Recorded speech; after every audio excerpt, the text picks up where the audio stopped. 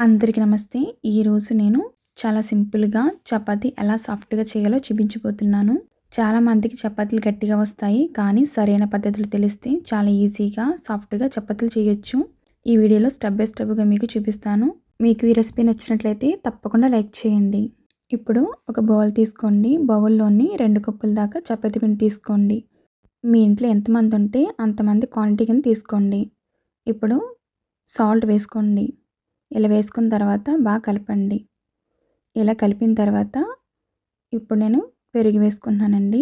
3 tea spoon దాకా పెరుగు వేసుకోండి. ఇప్పుడు నెమ్మదిగా కలుపుతూ ఉండండి. ఇలా కలిపిన తర్వాత ఇప్పుడు కొద్ది కొద్దిగా నీళ్లు పోస్తూ పిండిని కలపాలి. ఒకేసారి ఎక్కువ నీళ్ళు వేయకూడదు. ఇలా చేస్తే పిండి చాలా జారుగా అయిపోతుంది. చేతులతో బాగా కలుపుతూ మృదుమైన పిండిలాగా చేసుకోవాలి. పిండి చాలా గట్టిగా ఉండకూడదండి.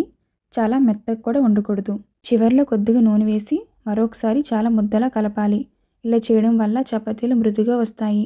ఇప్పుడు ఈ పిండిని కనీసం 10-15 నిమిషాలు పక్కన పెట్టాలి. చాలామంది ఈ స్టెప్ని స్కిప్ చేస్తారు, కానీ ఇది చాలా ముఖ్యమైన స్టెప్. పిండి రెస్ట్ తీసుకుంటేనే చపాతీలు బాగా వస్తాయి. తినడానికి కూడా చాలా సాఫ్ట్గా ఉంటాయి. ఇప్పుడు 10 నిమిషాల తర్వాత పిండిని తీసుకొని చిన్న చిన్న ఉండలుగా చేసుకోవాలి. ఒక్కో ఉండను తీసుకొని కొద్దిగా గోధుమ పిండితో ద్రొల్లించి చపాతీలా ఒత్తుకోవాలి. చపాతీ ఒత్తేటప్పుడు చాలా మందంగా కాకుండా, చాలా పలచగా కాకుండా జాగ్రత్తగా ఒత్తాలి. ఇలా ఒత్తిన చపాతీలు పెనంపై బాగా కాలుతాయి. ఇలా చపాతీలు రౌండ్గా చేసుకోవాలి. ఇలా చేసుకున్న తర్వాత చపాతీలు ఒత్తిన తర్వాత పక్కన పెట్టినప్పుడు జాగ్రత్తగా ఉండాలి. ఒక చపాతీ మరొక చపాతీ అంటుకోకుండా చూడాలి. అంటే ఒక్కో చపాతీ మధ్య చిన్న గ్యాప్ వదలాలి. ఇలా చేయడం వల్ల చపాతీలు ఒకటినొకటి స్టిక్ అవ్వవు. ఇప్పుడు స్టవ్ మీద ప్యాన్ పెట్టండి. ప్యాన్ కొంచెం హీటెక్కిన తర్వాత కొద్దిగా ఆయిల్ వేసి నేనైతే ఉల్లిపాయని స్ప్రెడ్ చేస్తున్నానండి. ఇలా చేసిన తర్వాత చపాతీ వేసుకోవాలి. ఒకవైపు నుంచి బుడగలు వచ్చే వరకు ఉంచాలి. ఇలా ఉంచిన తర్వాత కొద్దిగా ఆయిల్ అనేది స్ప్రెడ్ చేయండి. ఇలా బుడగలు వచ్చిన తర్వాత రెండు వైపు కూడా కాల్చండి. మీడియం ఫ్లేమ్ మీద రెండు వైపులా కాల్చండి. ఇలా కాల్చిన తర్వాత ఒక ప్లేట్లోకి తీసుకోండి.